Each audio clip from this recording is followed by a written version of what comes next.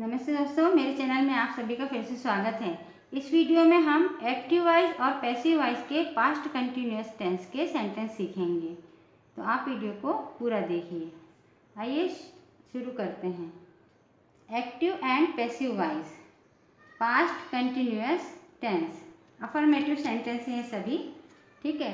तो इसका स्ट्रक्चर पहले समझ लेते हैं। एक्टिव वॉइस के सेंटेंस का पहले सब्जेक्ट लिखना है, सब्जेक्ट के बाद वाज या वर आएगा, क्योंकि पास्ट टेंस के सेंटेंस है तो सब्जेक्ट के अकॉर्डिंग हम वाज या वर का यूज़ करेंगे। उसके बाद वर्ब की फर्स्ट फॉर्म, उसमें आईएनजी लिखेंगे, उसके बाद में ऑब्जेक्ट लगेगा, ठीक है।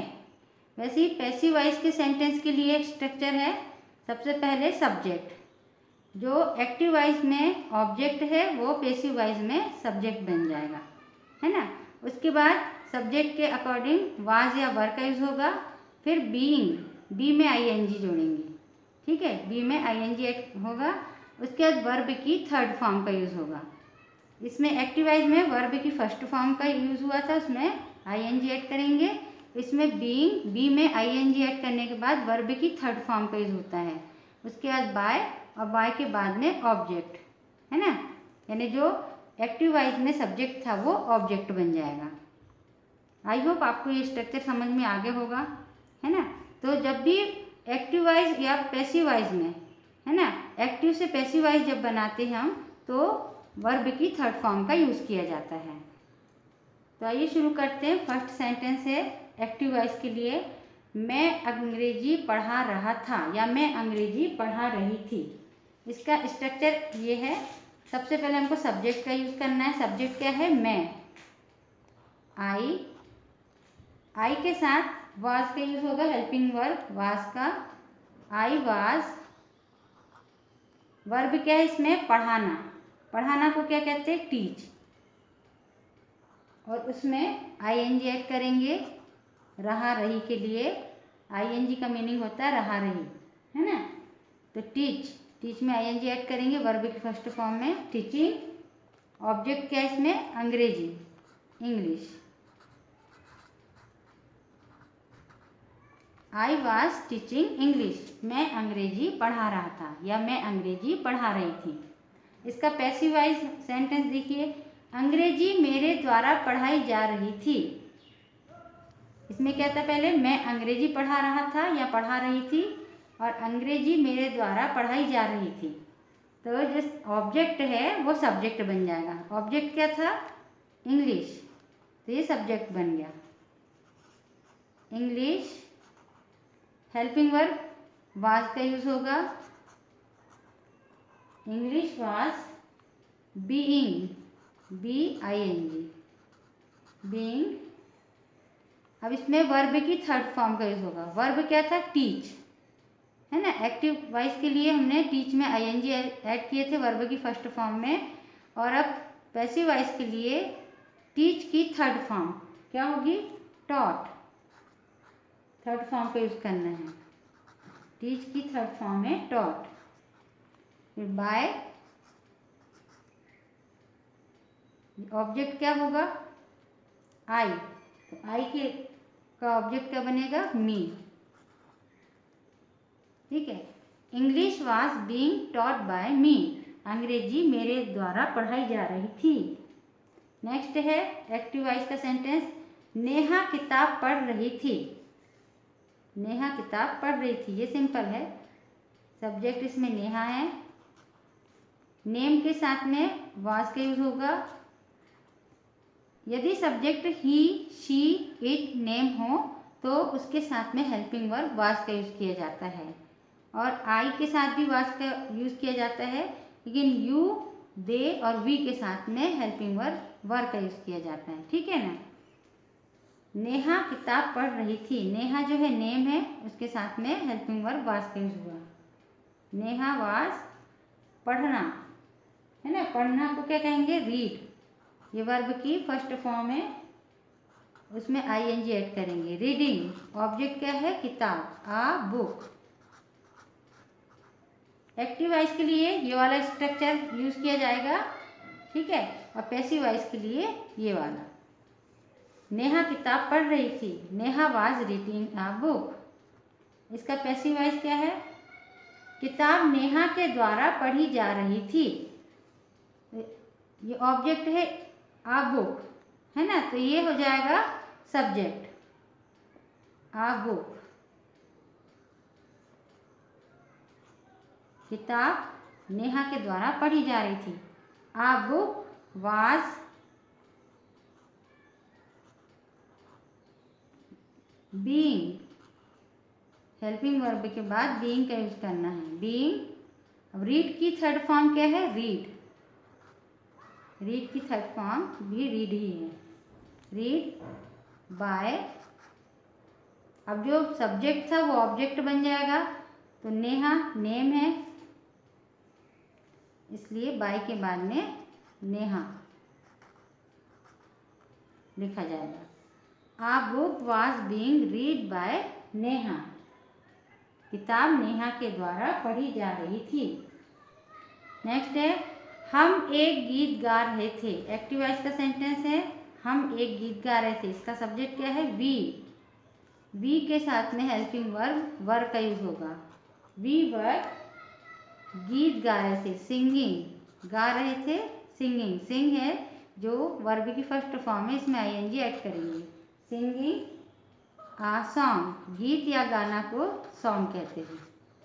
We were singing a song, हम एक गीत गा रहे थे। इसका पैसिव होगा एक गीत हमारे द्वारा गाया जा रहा था। अब इसमें ऑब्जेक्ट क्या था? आ सॉन्ग, और सब्जेक्ट क्या है? वी।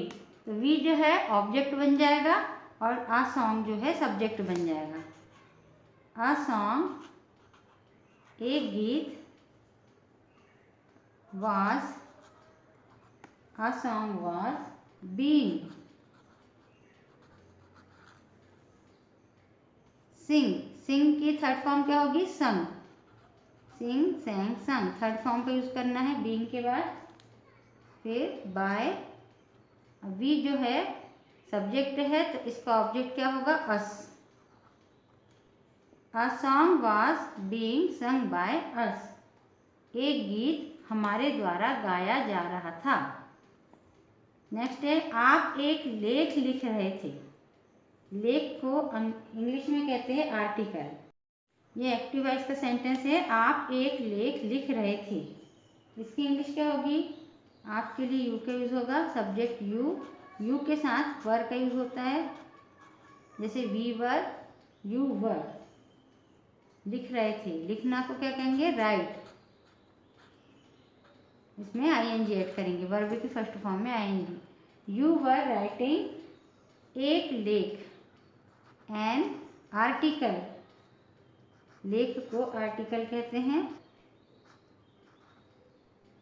इसमें एन का यूज क्यों हुआ है? क्योंकि ये जो वर्ड है ये वॉवेल से शुरू हुआ है ना। ए वॉवेल है, स्टार्ट ए से हुआ है, इसलिए इसमें इसके पहले एन का यूज होगा। एन का मीनिंग भी एक होता है, जैसे अ सॉन्ग एक गीत, एन आर्टिकल यानी एक लेख। You were writing an article, आप एक लेख लिख रहे थे।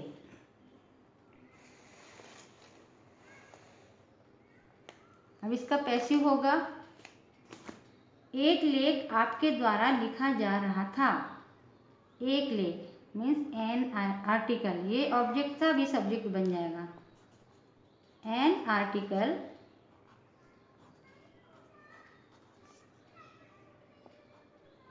सॉरी यहाँ आई है। An article was, an article was being write. Write की थर्ड फॉर्म क्या है? रिटन। रिटन बाय, ऑब्जेक्ट में यू का ऑब्जेक्ट यू होगा, है ना। An article was being written by you, एक लेख आपके द्वारा लिखा जा रहा था। वर का मीनिंग होता है थे और वाज का मीनिंग होता है था। नेक्स्ट है वह गेंदे फेंक रहा था, यानी बॉल्स फेंक रहा था। इसकी इंग्लिश क्या होगी? वह के लिए ही का यूज होगा, सब्जेक्ट ही वाज। फेंकना क्या कहते हैं? थ्रो। ये वर्ब की फर्स्ट फॉर्म है, इसमें आईएनजी लगाएंगे। ही वाज थ्रोइंग, ऑब्जेक्ट क्या है? गेंदे, यानी बहुत सारी गेंद। The balls, he was throwing the balls, वह गेंदे फेंक रहा था। इसका पैसिव होगा, गेंदे उसके द्वारा फेंकी जा रही थी। द बॉल्स जो है ऑब्जेक्ट है, वे सब्जेक्ट बन जाएगा। द बॉल्स, अब ये प्लूरल है इसलिए प्लूरल के साथ में वर का यूज होगा, यानी बहुत सारी, एक से ज़्यादा गेंदें हैं। The balls were being, throw का थर्ड फॉर्म क्या होगा? थ्रोन। थ्रो ये है वर्ब और वर्ब की थर्ड फॉर्म को यूज करना है, तो थ्रो की वर्ब थर्ड फॉर्म क्या होगी? थ्रोन।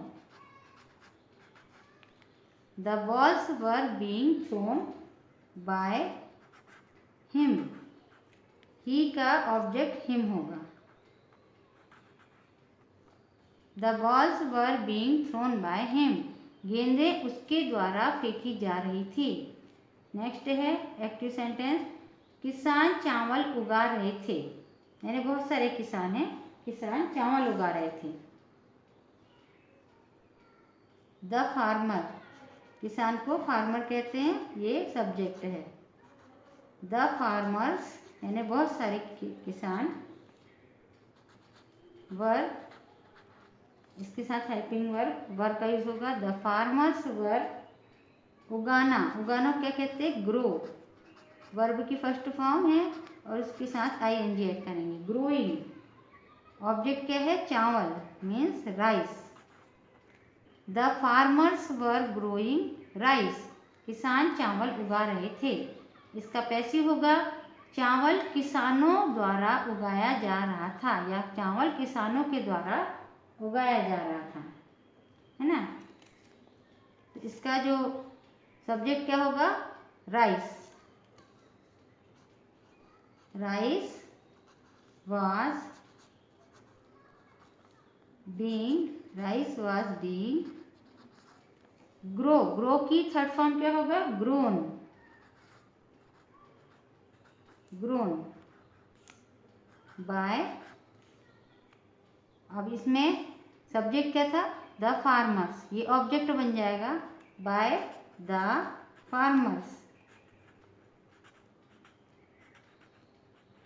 फार्मर्स यानी किसान।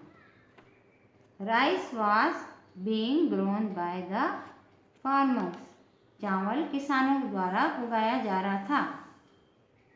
आइए इन सभी सेंटेंस को एक बार और लर्न करते हैं। आप भी मेरे साथ बोल बोलकर प्रैक्टिस कीजिए। मैं अंग्रेजी पढ़ा रहा था या पढ़ा रही थी। आई वॉज टीचिंग इंग्लिश, अंग्रेजी मेरे द्वारा पढ़ाई जा रही थी। English was being taught by me, Neha किताब पढ़ रही थी। Neha was reading a book, किताब नेहा के द्वारा पढ़ी जा रही थी।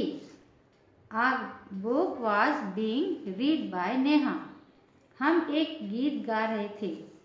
We were singing a song, एक गीत हमारे द्वारा गाया जा रहा था। A song was being sung by us,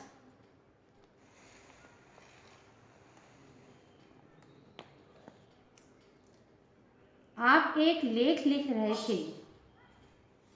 you were writing an article, एक लेख आपके द्वारा लिखा जा रहा था। An article was being written by you, वह गेंदे फेंक रहा था। He was throwing the balls, गेंदे उसके द्वारा फेंकी जा रही थी। The balls were being thrown by him, किसान चावल उगा रहे थे। The farmers were growing rice, चावल किसानों द्वारा उगाया जा रहा था। Rice was being grown by the farmers. I hope आपको ये सभी सेंटेंस एक्टिव वॉइस और पैसिव वॉइस के अच्छे समझ में आ गए होंगे। वीडियो को पूरा देखने के लिए धन्यवाद। वीडियो कैसे लगी कमेंट करके ज़रूर बताइए। वीडियो यदि पसंद आई हो तो वीडियो को लाइक, शेयर और चैनल को सब्सक्राइब कीजिए। इन सभी सेंटेंस को बोल बोल कर प्रैक्टिस कीजिए। नमस्कार।